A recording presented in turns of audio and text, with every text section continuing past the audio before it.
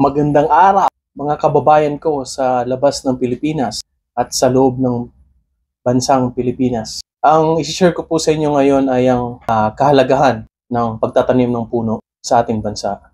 So tapusin nyo ang video na to para malaman natin kung gaano kahalaga ang magtanim ng puno para sa bansang Pilipinas.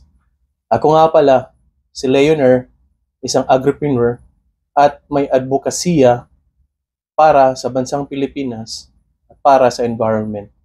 Isa po akong proponent ng tree planting at mahigit na pong 10 taong nagtatanim ng puno para sa ating inang kalikasan. Pero bago ko i-share sa inyo ang kahalagahan ng pagtatanim ng puno, ikwento ko muna sa inyo nung panahon ng kabataan ko. So, nung kabataan ko, mahirap po ang buhay kahit pagkain sa umaga at tanghali, nahihirapan po kami. So, isang solusyon po doon na ginawa ko is halos libre po yung mga iba't ibang prutas na nakukuha namin sa kapaligiran. At hindi lang yun, binibigay po yun sa mga farmers noon at halos nalalaglag na lang po yung mga iba't ibang klaseng prutas tulad ng mabolo, bayabas, suha, at iba't ibang klaseng prutas po, mangga. So bakit po kaya naghihirap ang ating bansang Pilipinas? So sa tingin ko po is habang lumilipas yung panahon, lalo tayong walang pagkain. At sa karanasan ko po, nung panahon namin, hindi po kami masyadong nagkakasakit kasi nga ang kinakain namin is halos walang chemical kasi nga halos ang tanim ng mga farmers is natural na organic na mga prutas, iba't klaseng prutas yung kinakain namin. So nandito po ako para i-share sa inyo yung panahon na kung saan wala masyadong gastos nung time ko. Kasi nga umuwi lang ako ng hapon, so busog na ako sa mga prutas lang na kinakain ko. So ito yun, i-share ko na sa inyo kung ano yung mga kahalagahan ng pagtatanim ng puno. Unang-una is ang pagtatanim ng puno o mga native trees o mga fruit tree, napapanatili niya yung biodiversity ng isang lugar na kung saan sa biodiversity yung mga insekto, yung halaman na naangkop sa isang lugar nagtatribe. So yung mga insekto, mga hayop, mga ibon na tumitira sa isang lugar nabubuhay at nagtatribe dahil tama yung diversity na kung saan pag tumira sila, mabubuhay yung mga hayop. So, ganun kahalaga yung pagtatanim ng mga native trees at fruit trees para sa isang lugar at para sa bansang Pilipinas. So, pangalawa is yung pag-protect ng kalikasan.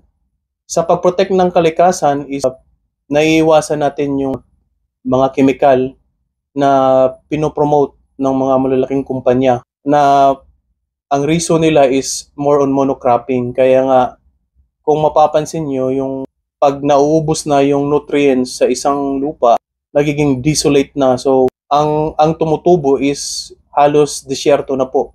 Yun po yung naging problema sa monocropping. Kaya nga mas maganda magtanim ka ng mga native trees kasi po lifetime. Ang problema po kasi sa monocropping, ang reason nun is walang masyadong ugat na nagpe-penetrate doon sa lupa. Kaya hindi maganda po yung pag-prevent niya sa baha. So, sa mga native trees, halos po 5 to 10 meters from the ground, andun yung ugat. So, sa mga native trees, marami po yan. Para mag-prevent ng soil erosion, iba-iba po. Yung mga native, meron po tayong nara, magkuno, dao. So, sa business naman na pagtatanim ng puno is andyan po yung agarwood, which is native po yan. Ang tawag po dyan is Aquilaria malacensis na kung saan native po yan sa bansang Pilipinas. So, isang option po yan sa pagtatanim ng mga native trees. At isa pong maganda ngayon is yung bamboo. So, bamboo production na isang malaking tulong po yan sa pagbaha. Naging cause po ng soil. Dito po, pinopromote po natin yung pagtatanim ng mga native trees, fruit trees, or either bamboo po na isang grass po o halaman. Ngayon, pang-apat is pagbawas sa polusyon. So, ang carbon footprint po, pag ang focus nyo is native trees, malaki po. Malaki po yung ambag niyan sa pollution. So, from carbon, kino-convert ng isang halaman para mag-produce po siya ng oxygen. So mas maraming oxygen, mas maganda po at nalilinis po yung hangin natin sa pamamagitan ng mga native trees. Ganun po kahalaga yung native trees. Kung pupunta po kayo sa city, kung mapapansin nyo po, pag uwi nyo ng bahay, yung ilong natin is puno na ng alikabok tsaka pollution. Nangingitim yung ilong natin dahil po yan sa pollution. Pero kung pupunta po kayo sa probinsya, so malaki po yung difference kasi nga presko po yung hangin at may mga puno po. Pero nakakalungkot mang isipin, karamihan sa lugar, kalbo na po. So ngayon, pinopromote po natin dito yung pagtatanim ng mga native trees. So pang-anim is yung economic benefits po sa isang komunidad na kung saan magkakaroon po ng trabaho at negosyo yung isang komunidad kung mayroon po tayong at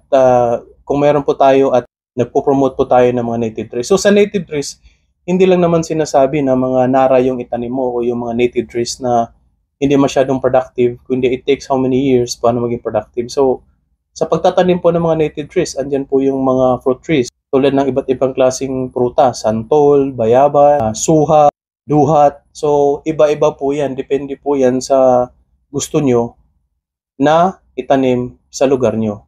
Ngayon, pang-pito. Okay, balik tayo sa pang-anim sa economic benefit. So hindi na po kayo bibili ng pagkain ninyo o prutas kasi po meron po kayong tanim. Ganun po kahalaga ang pag-promote o pagtatanim ng mga native trees o mga fruit trees sa inyong lugar. Cultural heritage. So isang malaking ambag po yan sa kasaysayan at kultura natin na nirerespeto natin yung ating kalikasan. So karamihan po is putol lang naman ng putol ng puno, which is kaya yun po yung cause ng pagbaha sa isang lugar. At hindi lang po yan sa pagtatanim po ng puno. At ang panghuli po is nagbibigay po ito ng tirahan ng mga hayop.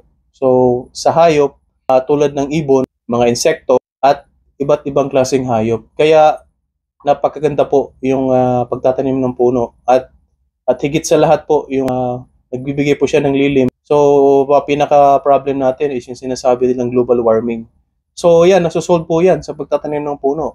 Para hindi po mainit yung lugar nyo, so magtanim po kayo ng puno. So bakit ko ba ito ginagawa? So nilalabanan po natin dito yung kahirapan, gutom at isa na rin po yung pollution tsaka yung sinasabi nilang global warming. Sa paglaban natin dito, inaanyayahan ko kayo, meron tayong page sa baba sa Green Project na sinimulan ko. Nagsimula po ako magtanim more than 10 years. So kung gusto niyo pong pumunta sa lugar ko, mag-PM po kayo.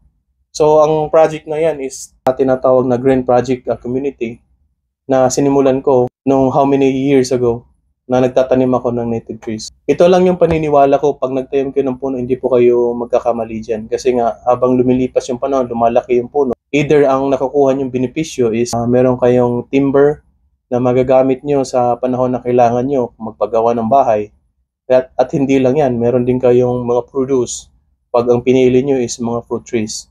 So sa fruit trees, meron dyan yung langka, avocado, iba't ibang klaseng prutas. At kagandahan po sa kapaligiran. At yun lamang po, tandaan, Pinoy, aasenso ka pag may kaalaman, diskarte, negosyo, at pagpapahalaga sa inang kalikasan.